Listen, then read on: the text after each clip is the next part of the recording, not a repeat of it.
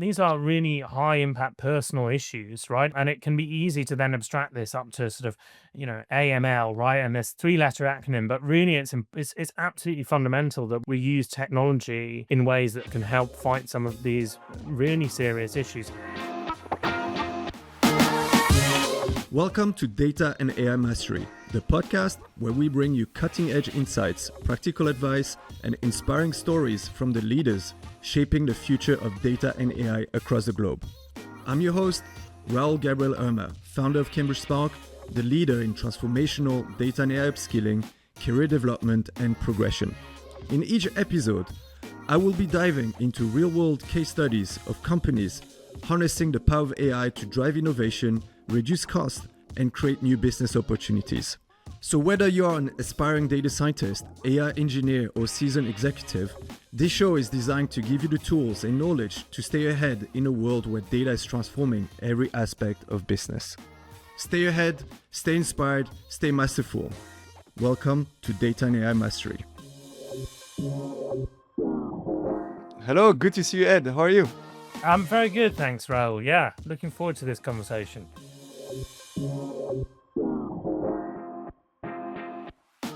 So just to kick us off, so you're the head of advanced analytics and data science units at the FCA, a very exciting role. So tell us a bit, what does a day look like? Well, my daughter always asks me that question, Raoul. She's like, what are you doing today? Yeah. And the easiest thing is for me to say is I'm spending a lot of time in meetings, but but that doesn't really bring it to life. So, I mean, my role has kind of two elements to it at the moment. The first part is about helping use data science analytics techniques right across the FCA to help us be a more effective regulator. And that really means making sure that consumers using financial services products are protected, making sure that markets are clean, making sure that the UK is a great place to own and run a competitive business. And, I get to do a whole range of different things, from projects that help identify financial scams and protect consumers from those scams, to looking at how we can test and assure that firms have the right sanctions controls in place so that their money thrown through the UK financial service system is clean and free from that, to creating new synthetic data sets to help detect money laundering, all of that in the financial crime space, to then looking at things such as what's happening in the credit markets, right? Do consumers have access to the right financial credit products, credit cards, mortgages? How do different consumers move through their own financial journey? What can we understand from that? Where can we see differences between firms? Where can we spot issues that might be of concern? So one side of is all kind of looking at that and really how we deliver these existing FCA strategic priorities. The other side is about the kind of what the future and the what's next, not just for ourselves, but for financial services. So it's everything AI. I'm sure we're going to spend a lot of time today talking about that, but that's a combination of how do we use AI internally, but also what's our regulatory approach to the use of AI in financial services, and how do we support firms in their own goals around AI use. Great. Well, incredibly intellectually stimulating. Lots of really interesting use cases to look at and very impactful for the industry. So I'd love to kick us off maybe with the second part first, which is around, AI in the external world in the industry. Like, how do you think about the role of, the FCA in the world of AI? So financial services contributes a massive amount to the UK economy, about 10% of GDP, which is roughly between like 200 and 300 billion pounds a year. It employs over 1 million people, and technology and AI is absolutely at the heart of financial services. Whether you're talking about a high street bank or a big multinational wholesale firm, many of whom consider themselves technology firms first these days, the UK is kind of is already kind of a world leader in the use of technology in finance, or what's often called fintech. Whether that be a small startup firm who's looking to attract investment into the UK and into their business, or whether it's a big incumbent firm like an institutional firm using technology to deliver better products and better services to their consumers. So that's the kind of context, right? And then AI is the like technology innovation of the next decade at least. We are already seeing the massive potential of that, and there's a huge opportunity there for the UK to lead the way in the use of safe and responsible AI in financial services. So, as a regulator, that's what it all comes back to. We have to create the right regulatory environment that supports that helps firms innovate, that helps firms deliver new products that can better serve those consumers. And we want those firms to build their AI here in the UK, right? And then to export it to the rest of the world. The flip of that, going back to the sort of second part of my job title, is that if we want to create that environment for firms and for financial services, then we should absolutely be embracing it ourselves, using that technology, to make the most use of our resources, making sure that our people spend their time and their expertise on the things that really matter.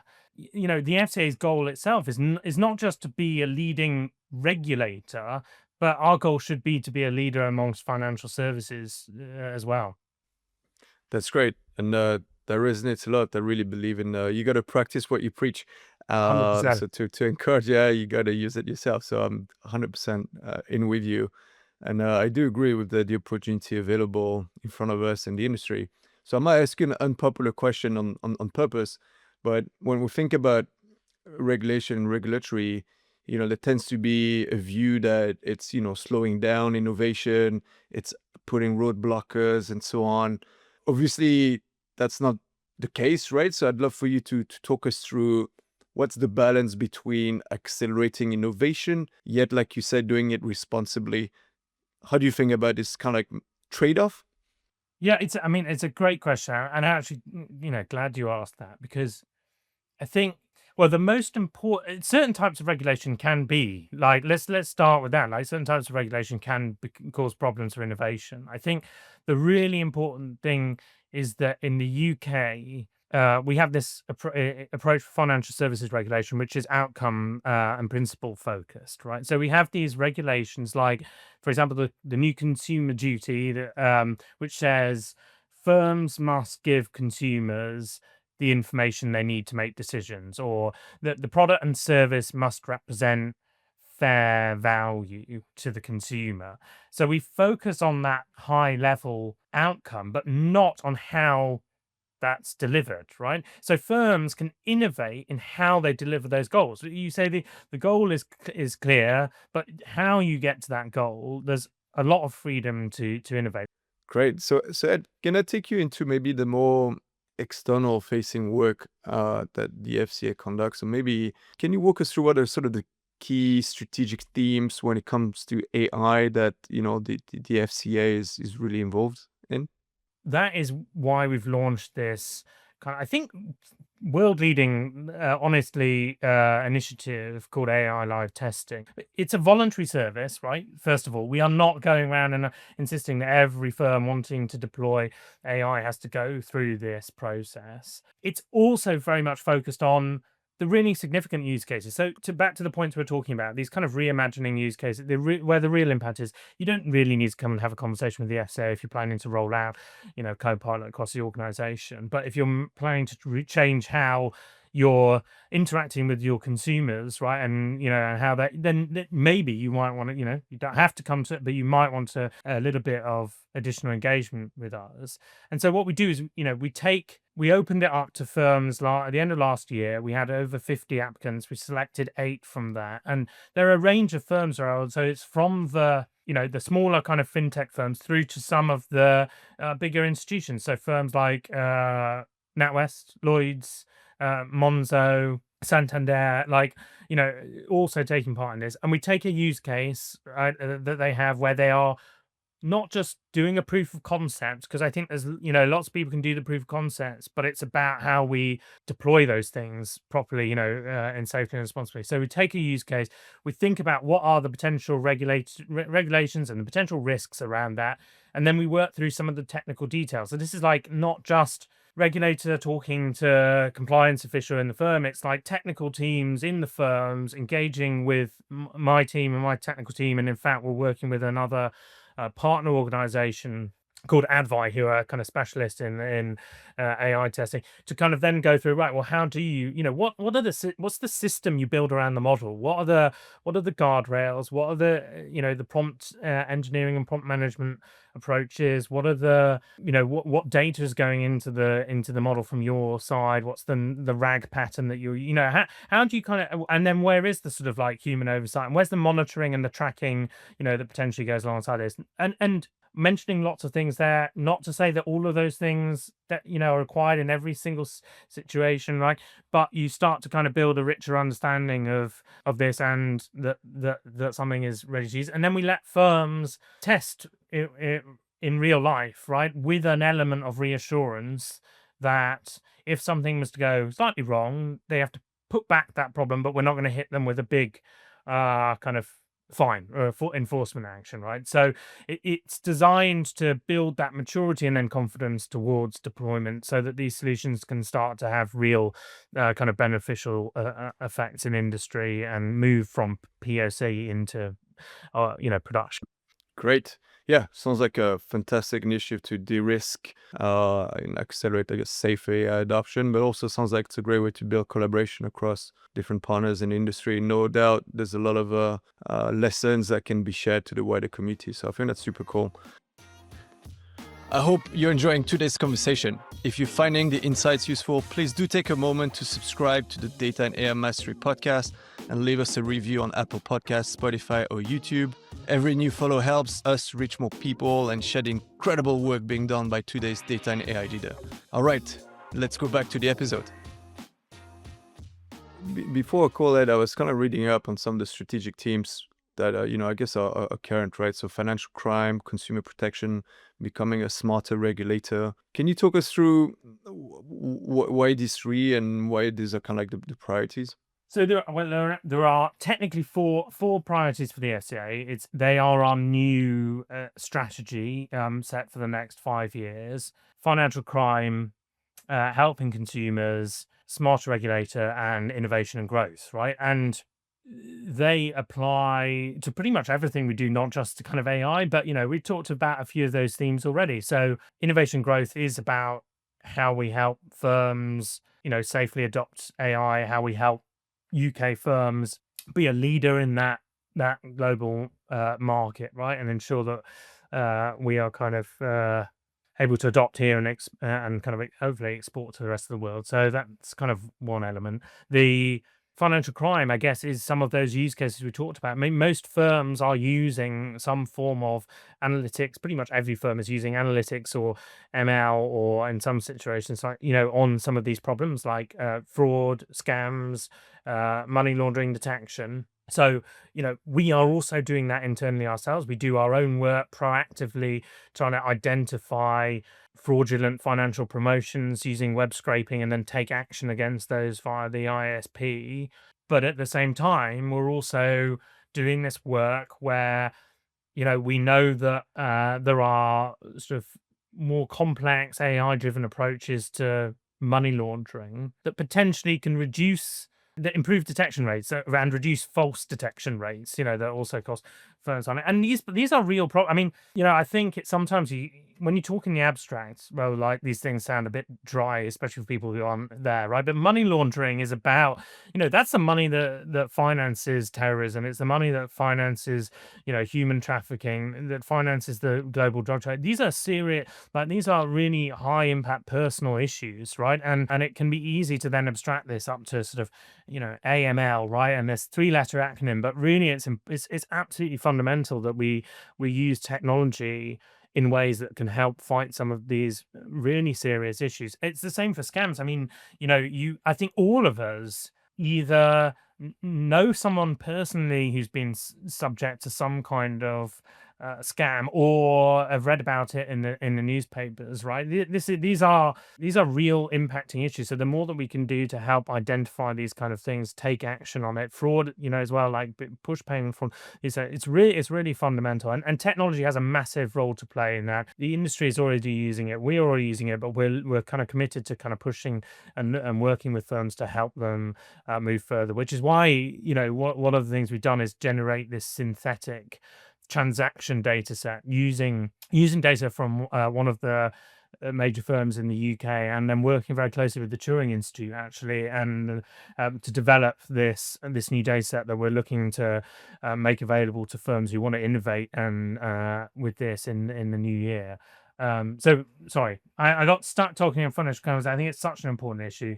But then the helping consumers point is, we all as consumers want to make the most use of our money. Financial services is a really important way for people to achieve their life goals, right? So whether that is, buying your first house, or saving for retirement, or being able to afford that home improvement or that car, so having access to financial services that can help you achieve those life goals and do it in a way that it is safe and trustworthy and usable is really actually fundamental to how most of us achieve our life goals. So using data analytics in that area to understand different consumers, how they move through these journeys, what products they have access to, are there any gaps, are there ways in which consumers could be kind of better utilizing those kind of things, are there ways are there any areas we want firms to be kind of improving how they operate. These are really, again, really, really important kind of topics.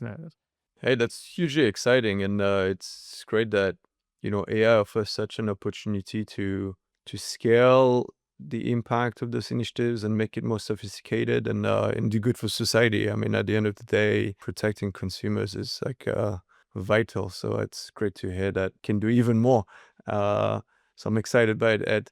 And I guess on this note, if we kind of fast forward a couple of years into, I appreciate the industry is moving fast, but what do you see are some of the biggest opportunity that AI presents for consumer outcomes, in particular?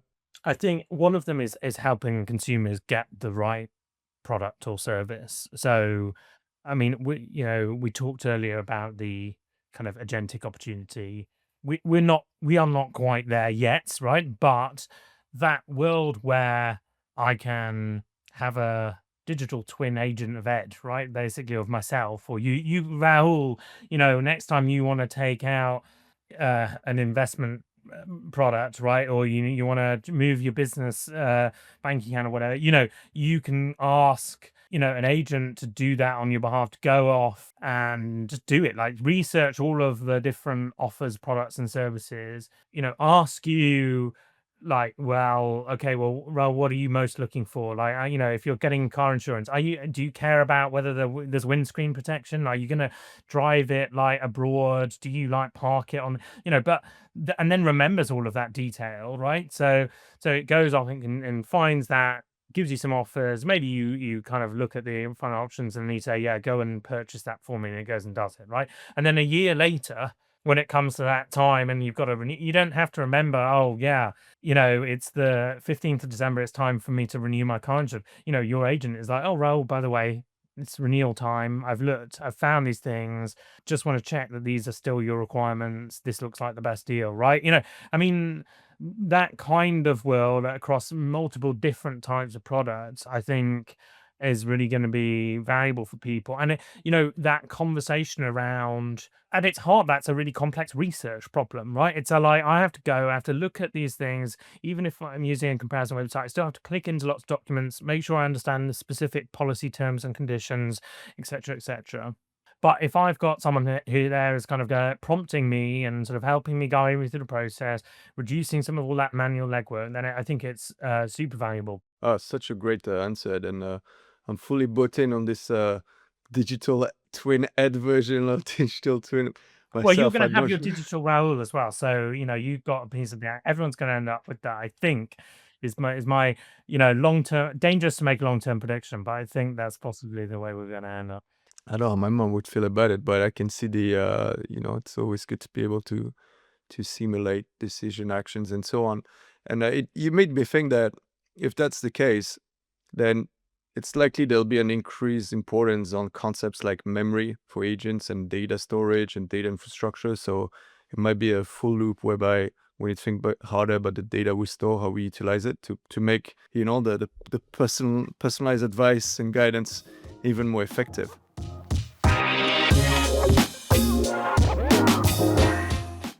Hey, Ed, can I take you to a quick fire round of questions? You can. Yeah, go on.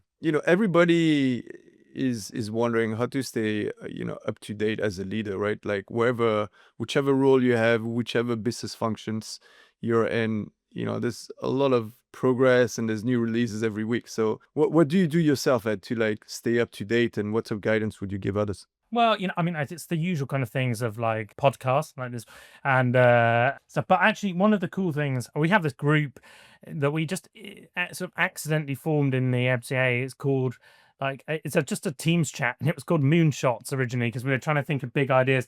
And then we just got there's a group of people on there who are always like sharing, oh, I've just seen this new article, this new release, like the race to this. And it's such a nice informal way of people just sharing. So I think that kind of thing of like having a few people that you are operating in the same area with, who just kind of share like those articles on a sort of like, Slack channel type of format or whatever, is really cool, I think, because it always makes sure the things are just like with a slight tuning to your specific situation as well. But very cool.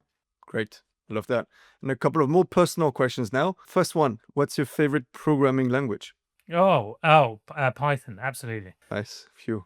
We can stay friends. That's good. That's good. That's word.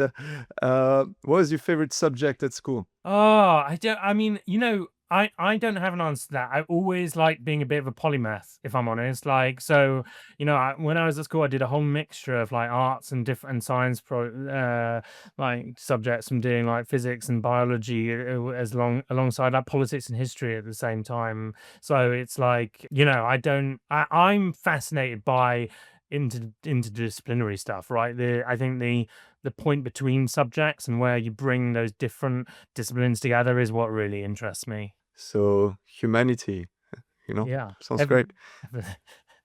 a bit of everything, but like the intersection, the how do you the play between like physics and history or politics, that kind of point is really what is interesting, I think, like bringing those disciplines together.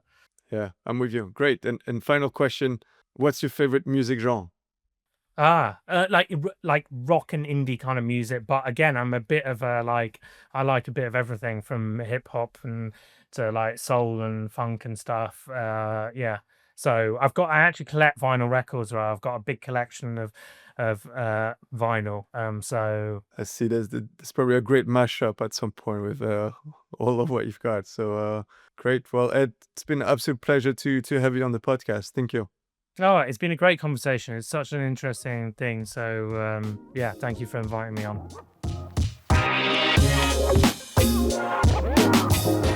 It's been a really fascinating discussion with Ed. I've really enjoyed the conversation. There were several takeaways. It was really interesting to talk about the trade-offs of regulation versus innovation in the context of AI. And it's super cool to hear FCA's approach really focus on outcomes and principle, which provides the creativity space so organization can implement the services and the solution how they see fit within this sort of outcome and principles approach. And really interesting to hear about the live testing initiative, which kind of like encourage collaborations and testing with different partners to kind of like, make the best service possible for consumers at the end of the day. So fascinating conversation, and look forward to see you on the next episode. Thank you. Thank you for tuning into this episode of Data and AI Mastery. If you found value in today's discussion, make sure to subscribe so you never miss an insight from the leaders driving the future of data and AI. And if you're a data and AI leader looking to upskill your workforce with the fundamental data and AI skills to transform your business, Cambridge Spark is here to guide you every step of the way. Be sure to reach out to us on LinkedIn or on our website, cambridgespark.com. Until then, be sure to keep pushing the boundaries of what's possible with data, and remember, mastery comes with continued learning and action. Until next time, stay ahead, stay inspired, and stay masterful.